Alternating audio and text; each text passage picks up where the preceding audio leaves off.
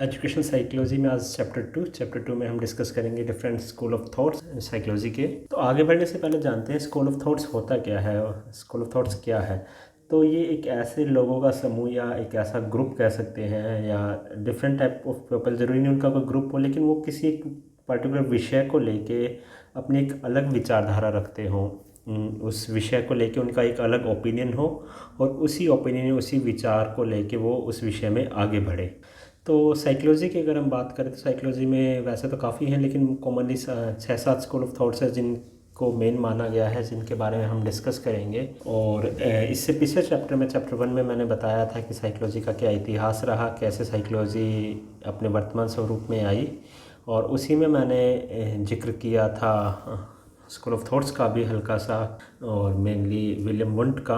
1800 ईस्वी के बाद विलियम वुंट इन्होंने साइंटिफिक रिसर्च मेथड यूज़ किए साइकोलॉजी की फील्ड में, और 1873 में बुक लिखते हैं प्रिंसिपल ऑफ फिजियोलॉजिकल साइकोलॉजी। इसमें इन्होंने जो फिजियोलॉजी है, शरीर विज्ञान है उसका, और जो ह्यूमन बिहेवियर है उनके बीच में जो रिलेशन है उसको आउटलाइन किया इस बुक में। इसके बाद 1879 में यूनिवर्सिटी ऑफ लिप्जिंग में पहली लैब एस्टैब्लिश करते हैं, जहाँ पे मानव चेतना से संबंधित इन्होंने डिफरेंट टाइप के एक्सपेरिमेंट किए इन्होंने और इनके डिफरेंट स्टूडेंट्स ने, जिसमें फेमस रहे टिचनर। और टिचनर ने आगे जाके स्कूल एस्टैब्लिश किया, पहला स्कूल साइकोलॉजी की फील्ड में कह सकते हैं, संरचनावाद, स्ट्रक्चरलिज्म। संरचनावाद है क्या? जो स्ट्रक्चरलिज्म है वो ह्यूमन कॉन्शियसनेस यानी मानवीय चेतना के बारे में बात करता है। वुंट ने जो ह्यूमन इंटरनल मेंटल प्रोसेस है उसको समझने के लिए जो एक्सपेरिमेंटल मेथड है उसको अप्लाई करने की बात की, और अप्लाई भी किया उन्होंने अपने एक्सपेरिमेंट में इस चीज़ को। वुंट ने जो इस प्रोसेस को, यानी जो ह्यूमन इंटरनल मेंटल प्रोसेस है ह्यूमन बॉडी की, उसको समझने के लिए उस ह्यूमन इवन खुद समझे उस चीज़ को और उसको एक्सप्रेस करे एक्सपेरिमेंटल मेथड में, उसको नाम दिया इन्होंने इंट्रोस्पेक्शन। इस प्रक्रिया के तहत ह्यूमन अपनी कॉन्शियस एक्सपीरियंस को ऑब्जेक्टिवली एग्जामिन करता है, उनका परीक्षण करता है। संरचनावाद के अनुसार जो ह्यूमन कॉन्शियसनेस है, जो मानवीय चेतना है, उसको हम छोटे छोटे पार्ट में तोड़ सकते हैं, यानी उसकी संरचना को समझते हैं। इसको छोटे छोटे पार्ट में उसको ब्रेक करके हम उस संरचना को समझते हैं, ह्यूमन कॉन्शियसनेस को, उस चेतना को। और उसी छोटे छोटे पार्ट को समझने की प्रक्रिया में इस थॉट प्रोसेस का ही नाम, स्कूल ऑफ थॉट्स का नाम संरचनावाद या स्ट्रक्चरलिज्म पड़ा है।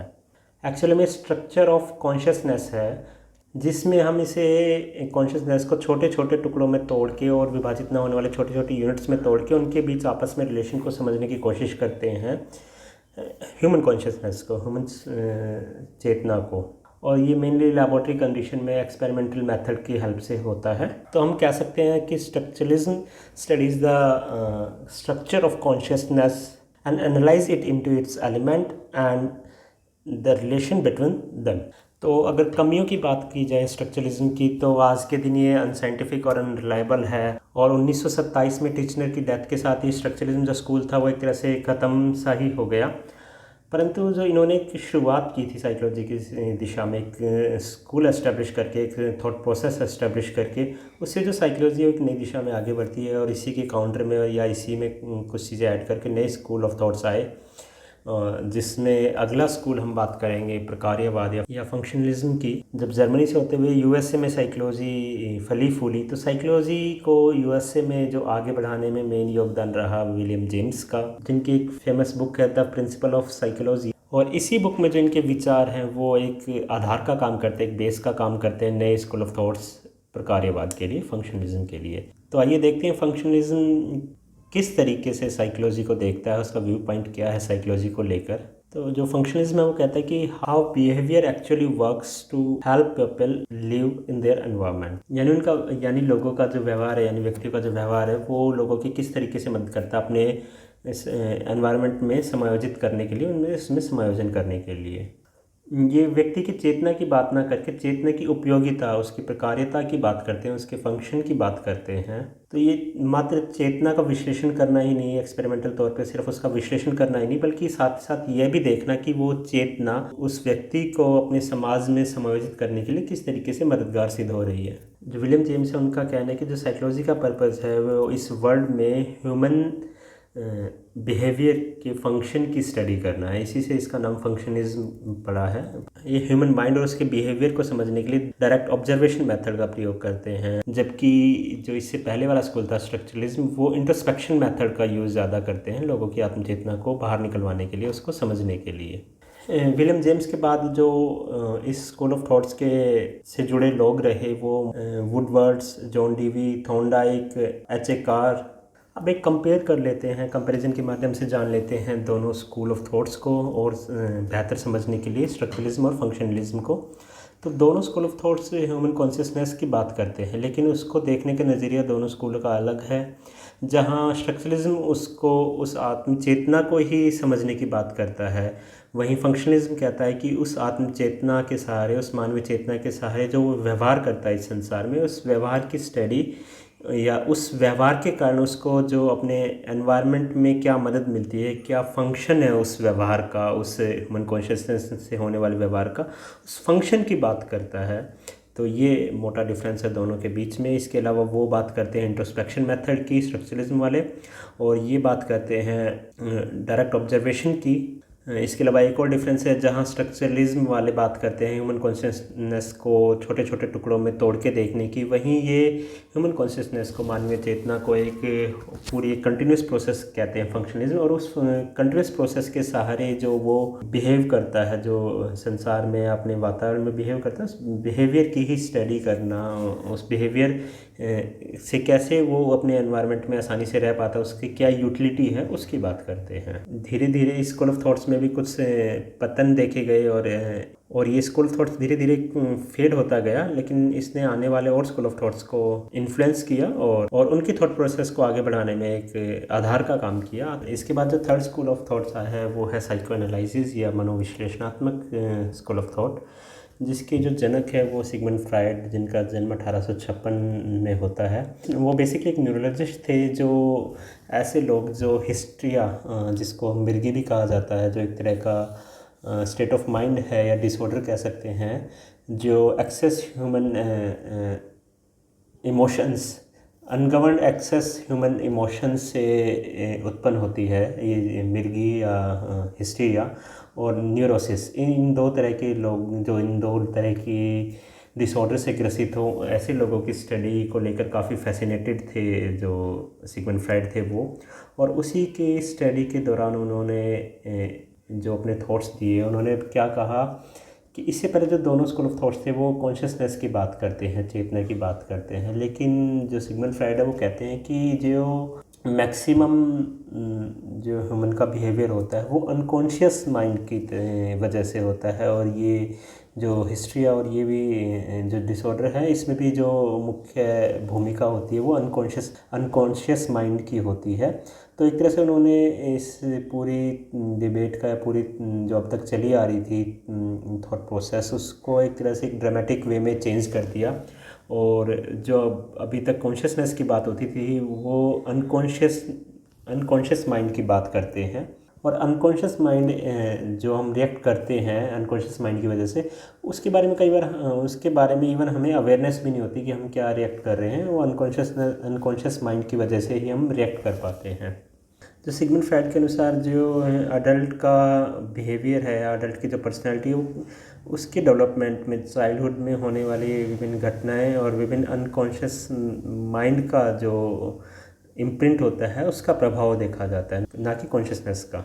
और सिगमंड फ्रायड के अनुसार इसी अनकॉन्शियसनेस का प्रभाव हम डेली लाइफ में भी ऑब्जर्व कर सकते हैं। जो स्लिप ऑफ टंग होती है, ज़बान फिसलना कहते हैं, या फिर जो हमारे ड्रीम्स होते हैं वो इसी अनकॉन्शियसनेस का एक तरह का प्रतिबिंब है। उसी की वजह से ये थॉट्स, ये जो ड्रीम्स हैं वो हमें दिखाई देते हैं। तो इन्होंने इनको 3 स्ट्रक्चर में डिवाइड किया, 3 तरह के माइंड सेटअप की बात की, कॉन्शियसनेस, अनकॉन्शियसनेस और सबकॉन्शियसनेस। कॉन्शियसनेस जिससे व्यक्ति जो है वो वर्तमान में पूरी तरह अवगत रहता है, कॉन्शियस रहता है। सबकॉन्शियसनेस जिसके बारे में व्यक्ति अवेयर नहीं होता, लेकिन थोड़ा सा जोर डालने पर, थोड़ा याद करने पर उसके बारे में अवेयरनेस हो जाती है उसको। लेकिन अनकॉन्शियसनेस ऐसी इच्छाएँ या ऐसी बातें जो माइंड में बिल्कुल दबी हुई रहती हैं और उसका प्रभाव चाहते ना चाहते हैं व्यक्ति के बिहेवियर में दिखता है। व्यक्ति को खुद नहीं पता होता है कि वो ऐसा बिहेव क्यों कर रहा है। और जहाँ ये ज़्यादा एक्टिव हो जाती है, ज़्यादा इनकी मात्रा बढ़ जाती है, ज़्यादा अनबैलेंस हो जाती है अनकॉन्शियसनेस, वहाँ व्यक्ति कहीं ना उसका स्टेट ऑफ माइंड चेंज हो जाता है, उसको एक तरह का डिसऑर्डर कह सकते हैं, या व्यक्ति कुछ अलग तरीके से बिहेव करने लग जाता है। इसी का उन्होंने एक डायनामिक मॉडल भी दिया, जिसमें उन्होंने इच्छाओं से रिलेटेड 3 क्लासिफिकेशन किए, ईड, ईगो और सुपर ईगो, इसके बारे में है, और इवन कॉन्शियस, सबकॉन्शियस और अनकॉन्शियसनेस के बारे में हम अलग से किसी चैप्टर में डिस्कस करेंगे। अब तक जो भी स्कूल ऑफ थॉट्स आए वो कॉन्शियस और अनकॉन्शियस माइंड की बात करते थे, लेकिन इस कॉन्शियस और अनकॉन्शियस माइंड के एम्फेसिस को नकारते हुए एक स्कूल ऑफ थॉट्स नया आया, जो व्यवहार के अध्ययन को प्योरली, जो स्टडी ऑफ बिहेवियर पर प्योरली फोकस करता था, और उसका नाम था व्यवहारवाद या बिहेवियरिज्म, जिसके प्रतिपादक थे वो जे.बी. वाटसन। इनने साइकोलॉजी को ज़्यादा साइंटिफिक बनाया, प्योरली ऑब्जर्वेबल बिहेवियर पर फोकस करते हुए। इनके अनुसार मनोविज्ञान जो है वो व्यवहार का विज्ञान है, व्यवहार के अध्ययन का विज्ञान है, ना कि चेतना या अचेतना का। इस फील्ड में सबसे पहले जो काम किया वो इवन पावलोव ने किया, और उनके विचारों को आगे बढ़ाया वाटसन ने। हालांकि स्कूल के मुख्य प्रतिपादक वाटसन माने जाते हैं। पावलोव जो एक रशियन साइकोलॉजिस्ट थे, उन्होंने ह्यूमन कंडीशनल रिफ्लेक्स को, यानी जो स्पेसिफिक कंडीशन में जो ह्यूमन रिफ्लेक्शन होता है उसकी स्टडी पर इन्होंने काफ़ी एक्सपेरिमेंट किए, काफ़ी फोकस रहे, जिसको क्लासिकल कंडीशनिंग कहा गया। इसके बाद जे.बी. वाटसन, जिन्होंने थ्योरी ऑफ बिहेवियरलिज्म दी, जिन्होंने नेचर वर्सेस नर्चर की डिबेट में नर्चर पर ज़्यादा फोकस किया, साथ ही साथ principle of frequency and principle of recency भी दिया। इसके बाद एक नाम हो रहा था इसमें स्किनर का, जिन्होंने मेन फोकस ऑपरेंट कंडीशनिंग पर किया, साथ ही साथ प्रोग्राम लर्निंग और लैंग्वेज डेवलपमेंट से संबंधित भी अपने विचार दिए स्किनर ने। इनके अनुसार जो ह्यूमन बीइंग है वो human being are shaped according to their surrounding environment और देयर एक्सटर्नल एनवायरनमेंट। तो अगर हम एक्सटर्नल एनवायरनमेंट में या जो कंडीशन आसपास है उसमें कुछ चेंजेस करें तो ह्यूमन बिहेवियर में उसके अकॉर्डिंग चेंज किया जा सकता है। व्यक्ति के वातावरण में परिवर्तन करके व्यक्ति के विचार, व्यक्ति की भावनाएं, व्यक्ति के व्यवहार, इनमें परिवर्तन किया जा सकता है, वो परिवर्तन संभव है। इनके अनुसार जो लर्नर है वो अपने एनवायरनमेंट को अडॉप्ट करता है, और इस सहारे जो लर्निंग होती है वो एक पैसिव लर्निंग है, मतलब एक्टिवली वो लर्न नहीं करता, वो अपने एनवायरनमेंट के प्रति जो अनुक्रिया करता है, जो रिस्पॉन्स देता है, उस मीडियम से उसकी लर्निंग होती है। मतलब जो लर्निंग है वो एक एक्टिव प्रोसेस ना होकर वो एक पैसिव प्रोसेस है। The learner merely respond to the demand of the environment that is created surrounding it. जहाँ वुंट और जेम्स ह्यूमन कॉन्शियस एक्सपीरियंस की अंडरस्टैंडिंग की बात करते हैं, उसको समझने की बात करते हैं, वहीं वाटसन ने इसको नकारते हुए कहा कि जो ऑब्जेक्टिव एनालिसिस ऑफ माइंड है वो इम्पॉसिबल थिंग है, उसको हम नहीं कर सकते। और उन्होंने जो ह्यूमन बिहेवियर है उस पे डायरेक्ट ऑब्जर्वेशन की बात की। Watson prefer to focus directly on observable behaviour and try to bring that observable behaviour under control, यानी उसको अंडर कंट्रोल लाना या अपने हिसाब से उसको दिशा निर्देशित करना, ये कैसे संभव है, इसकी बात की है। वाटसन ने जो साइकोलॉजी का मेन फोकस है वो माइंड से चेंज करके सीधा बिहेवियर पर लाके टिका दिया। हालांकि बिहेवियरिज्म ने आज जो अपना डोमिनेंस है साइकोलॉजी की फील्ड में वो खो दिया है, लेकिन जो प्रिंसिपल है बिहेवियरल साइकोलॉजी की वो आज भी काफ़ी यूज़फुल हैं। जो थेरापेटिक टेक्निक्स है जैसे बिहेवियरल एनालिसिस, बिहेवियरल मॉडिफिकेशन, वो आज भी कहीं ना कहीं हम यूज़ करते हैं साइकोलॉजी फील्ड में, बच्चों को नई स्किल डेवलप करने के लिए, नए जो माल अडेप्टिव बिहेवियर है बच्चों को उसमें चेंज लाने के लिए इस तरह की टेक्निक्स आज भी प्रयोग में लाई जाती हैं। इवन वाटसन जो कहते हैं कि मुझे कुछ 1 दर्जन बच्चे दे दीजिए, मैं आप जो कहेंगे मैं उनको वो बना सकता हूँ, वो बनाने में सक्षम हूँ। उनका जो एनवायरनमेंट है वो चेंज करके उनके बिहेवियर में चेंज करते हो। इन सब के अलावा एक अलग तरह का स्कूल है गेस्टल्टवाद या गेस्टल्टिज्म, जो होलनेस की बात करता है, संपूर्णता की बात करता है। ये वुंट का जो स्ट्रक्चरलिज्म है, जो ह्यूमन कॉन्शियसनेस को टुकड़ों में तोड़ने की उनकी स्ट्रक्चर की स्टडी की बात करता है, उसके विरोध में ये एक होलनेस की बात करता है। इनका जो मानना है वो जो एक्सपीरियंस है वो कॉम्प्लेक्स कंपाउंड के रूप में पाए जाते हैं, ना कि डिफरेंट टाइप के छोटे छोटे एलिमेंट के रूप में। गेस्टल जो है वो वर्ड एक जर्मन वर्ड है जिसका मतलब होता है कन्फिग्रेशन या डिफरेंट टाइप की चीज़ों को मिला के एक इकट्ठा स्वरूप देना। इसकी जो फाउंडेशन थी गेस्टल्टिज्म की, ये मैक्स वर्दीमर, जिनका जन्म 1912 में होता है, उनकी देन मानी जा सकती है। इसके अलावा इसमें 2 नाम और है, कोफक्का और कोहलर। इनके अनुसार जो सीखने की प्रक्रिया वो ट्रायल एंड एरर ना होकर एक इंसाइट या एक सूझबूझ की प्रक्रिया होती है। मतलब कोई भी काम हम करते हैं तो ट्रायल एंड एरर पे ना होके किसी भी कंडीशन के बेस पे कि पूरी तरह से इंसान या व्यक्ति सूझबूझ से काम करते हुए अपनी अनुक्रिया देता है, उस पर रिस्पॉन्स देता है। यह जो सूझ है या इंसाइट है, ये किसी समस्या का सामना करते हुए एकदम से अचानक से विकसित होती है और व्यक्ति जो है वो उद्दीपन या स्टिमुलाई के बीच जो रिलेशन है, मीनिंगफुल रिलेशन है, उसको आसानी से समझ पाता है और इसी प्रोसेस से जो उसकी लर्निंग प्रोसेस, जो सीखने की प्रक्रिया, उसमें तेज़ी आती है। इन्होंने संपूर्णता से संबंधित डिफरेंट टाइप के प्रिंसिपल्स दिए जिसको हम अलग से किसी दिन डिस्कस करेंगे, जैसे principle of common fate, principle of common reason, principle of continuation, principle of multi stability, principle of similarity, principle of symmetry इत्यादि प्रिंसिपल्स थे। इसके बाद नेक्स्ट है हार्मिक स्कूल ऑफ थॉट्स या पर्पसिव साइकोलॉजी, जिसके फाउंडर थे जो विलियम मैकडूगल थे। इसका मेन फोकस ह्यूमन पर्पस पे रहता है। जो हार्मिक है वर्ड, वो ग्रीक वर्ड हॉर्म HORME से लिया गया है, जिसका मीनिंग होता है अर्ज टू एक्शन, यानी किसी भी एक्शन लेने के लिए प्रेरित होना। जो पर्पस है, जो उद्देश्य है, वो हॉर्मिक साइकोलॉजी का मेन सेंट्रल कॉन्सेप्ट रहा है, मेन केंद्र बिंदु रहा है। इसके अनुसार जो ह्यूमन बीइंग के जो वॉलंटरी एक्शन है वो पर्पसिव होते हैं, वो बगैर किसी पर्पस के नहीं करते, वो उसके पीछे कोई ना कोई पर्पस होता है। इवन मैकडूगल कहते हैं कि ना केवल ह्यूमन के एक्शन बल्कि जो एनिमल है उनके भी जो एक्शन है वो पर्पसिव है।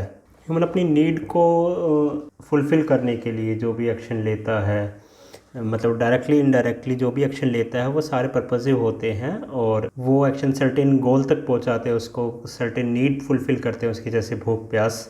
जो मैकडूगल है इस तरीके से जो बिहेवियर है उसको एक्सप्लेन करते हैं, किसी पर्पज़ या किसी गोल के लिए जो स्ट्राइविंग होती है, जो भूख होती है हमें, उसको फुलफ़िल करने के लिए जो एक्शन लेता है वो ही ह्यूमन बिहेवियर होता है।